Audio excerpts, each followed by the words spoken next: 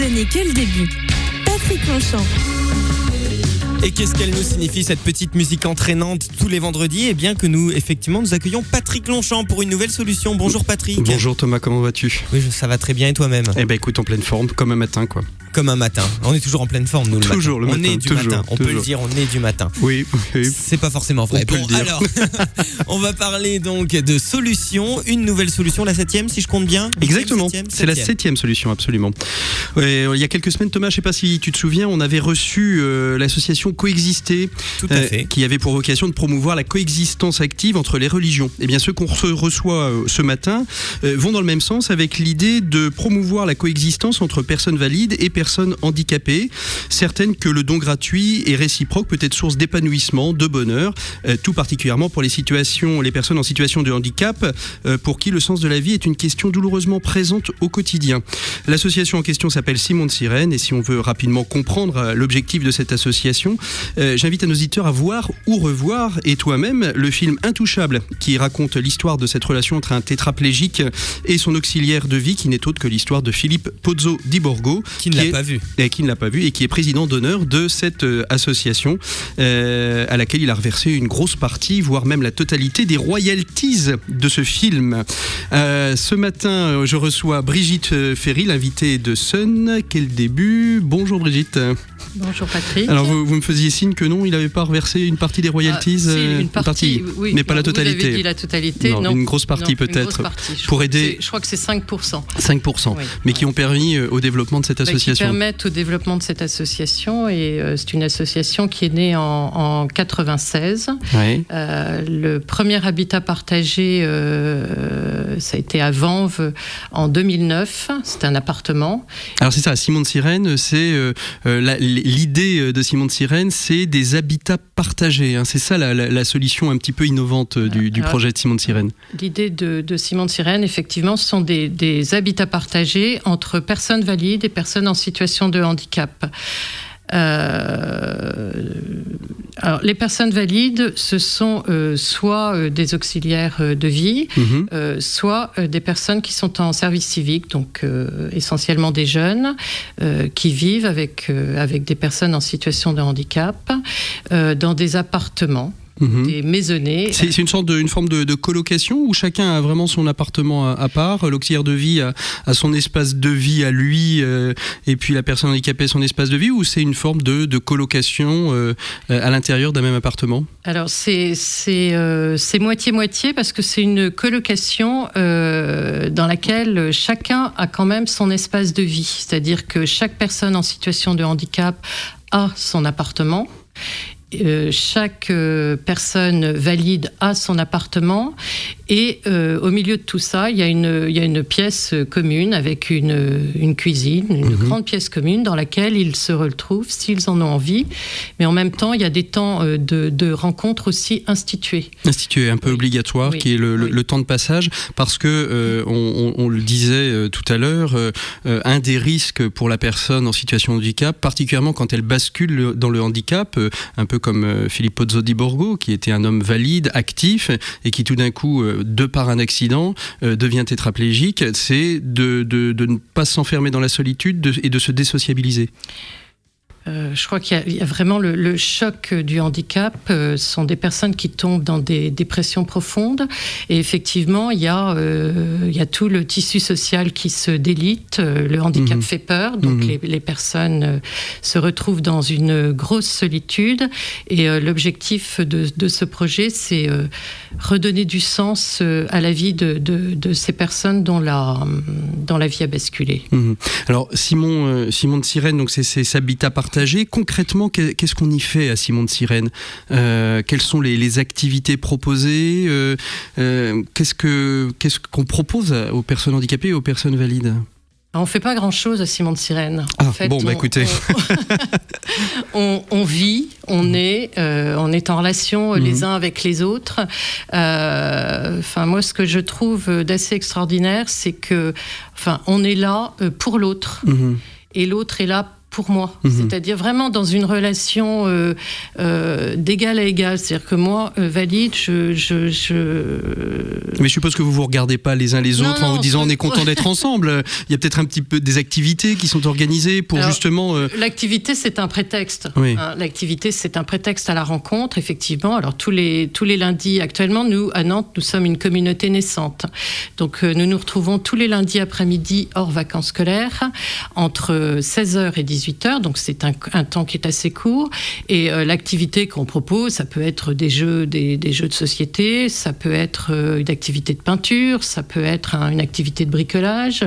Enfin, pour l'instant, c'est ça. Et vous sortez, vous allez au cinéma, vous allez au théâtre aussi ? Alors, le lundi, non. Non, pas le lundi, mais ça, le lundi, c'est les activités, toujours quoi. autour d'un goûter, etc. Bon. Ensuite, on a d'autres rencontres, alors qui elles sont le week-end, le samedi, souvent le samedi ou le samedi après-midi. Et là, effectivement, le 28 novembre, nous sommes partis, nous étions 50 à aller assister au spectacle du Puy du Fou. On peut avoir une activité, mais on peut aussi avoir un temps de rencontre. On se retrouve 50 autour d'un goûter. À partager, à discuter. À discuter, à se rencontrer. Parce qu'on n'a pas toujours besoin de faire. Je pense qu'on a vraiment besoin d'être dans la relation. Et c'est ce que cherchent ces personnes en situation de handicap qui vivent souvent dans une grande solitude. Alors une grande solitude à laquelle vous répondez, mais est-ce que ce sont eux qui sont demandeurs ou est-ce qu'il faut aller les chercher aussi ou est-ce que celles qui veulent vraiment rester dans leur solitude, il n'y a pas moyen de les faire re-rentrer dans une vie un petit peu sociabilisée ? Alors il y a de tout. Il y en a que nous allons chercher. Et puis il y a les bienfaits d'Internet, donc il y en a pas mal qui... Ou de la radio, voilà. Et il y en a pas mal qui arrivent comme ça, par hasard, parce qu'ils en ont entendu parler, qu'ils se posent des questions.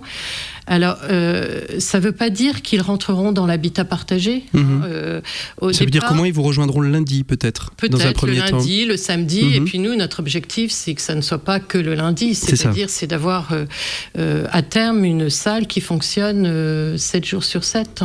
Qui puisse accueillir les personnes en situation de handicap. Il y a un lieu de vie autre que dans notre vie de lieu partagé. Alors vous disiez qu'il y a des auxiliaires de vie qui partagent donc leur vie avec les personnes handicapées, c'est leur travail, c'est leur métier. Il y a aussi des services civiques qui viennent aussi apporter le temps d'une mission, un accompagnement. Il y a aussi des compagnons comme vous qui sont bénévoles.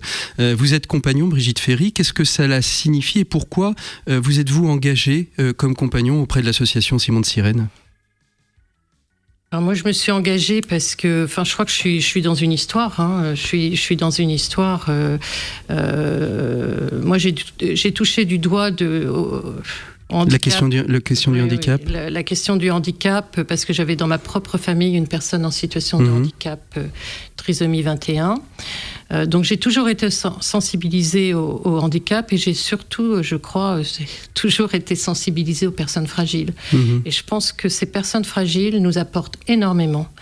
Et que c'est elles qui nous font grandir, c'est elles qui donnent le sens à nos vies, je crois qu'elles nous humanisent véritablement. J'entends beaucoup les gens dire les personnes avec des fragilités nous font grandir, et pourtant le handicap fait peur, peut nous déstabiliser vu de loin, et je pense aussi inversement, la personne handicapée a peut-être aussi peur d'entrer en relation avec une personne valide. Alors le handicap fait peur, moi je peux vous dire que le handicap me fait peur, que quand je me retrouve face à ces personnes en situation de handicap, je suis pas toujours à l'aise, parce qu'il y a... Est-ce que vous culpabilisez d'être valide en fait quand vous êtes en face ? Pas du tout. Je culpabilise pas d'être valide. Je ne me mets pas dans une situation de dévouement parce que je pense que je suis pas dans ce registre-là parce que dévouement signifierait avoir pitié. Voilà, et puis je le fais parce que ça donne bonne conscience, etc. C'est pas du tout ça. Je pense que c'est véritablement, il y a un échange partagé et quand je dis que ça donne du sens à la vie, ça donne du sens, moi, à ma vie. Et ça me permet de poser un regard différent sur l'autre et de pouvoir accueillir l'autre dans sa fragilité. Tel et qu'il m'accueille dans, dans ma fragilité. Il faut que ce soit réciproque pour que ça fonctionne. Oui, je pense qu'il faut que ça soit réciproque. Et d'ailleurs, c'est assez amusant de voir les regards qui sont posés sur nous par ces personnes handicapées. Moi, j'ai eu l'habitude de travailler auprès de personnes en difficulté toute ma vie. Et là, je suis toujours encore aujourd'hui interpellée par la soif, les regards interrogateurs. Alors, voilà. Comment on est formé justement ? Comment est-ce que le compagnon est-il accompagné dans cette démarche ? Parce que je pense qu'il y a des choses à savoir sur les fragilités justement, de trouver cet équilibre, cette écoute, apprendre à écouter aussi. Alors je vais vous interpeller, on n'a pas de formation. Vous n'avez pas de formation ? On n'a pas de formation, on arrive... Comme ça, avec notre humanité ? Avec son humanité, avec son désir, avec... Voilà. Par contre, cette année, on a mis en place un accompagnement pour les personnes valides. Une sorte de relecture, en fait, voilà, de ce qui est vécu. De façon à ajuster un peu nos positionnements.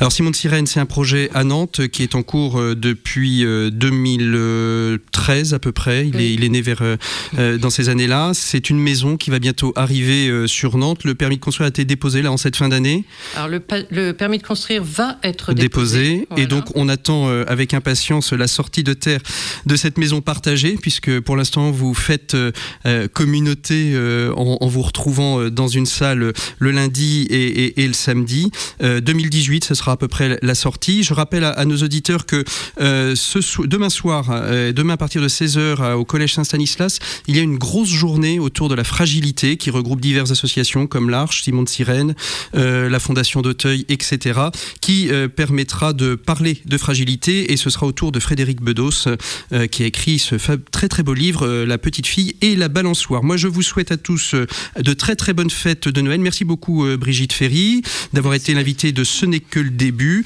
Vous pouvez nous retrouver sur les réseaux sociaux, bien sûr, sur la page Facebook Ce n'est que le début, le hashtag Ce n'est que le début. Si vous avez des projets et des solutions à nous faire transmettre, c'était notre 7e solution et ce n'est que le début. Merci beaucoup Patrick Longchamp pour cette nouvelle chronique, une chronique que vous pouvez retrouver dès la fin de cette émission sur le site internet de la radio lesonunique.com dans la rubrique Sun Replay, et puis évidemment le vidéocast de cette interview sera à trouver sur nos plateformes YouTube et Dailymotion. Ce n'est que le début revient en 2016.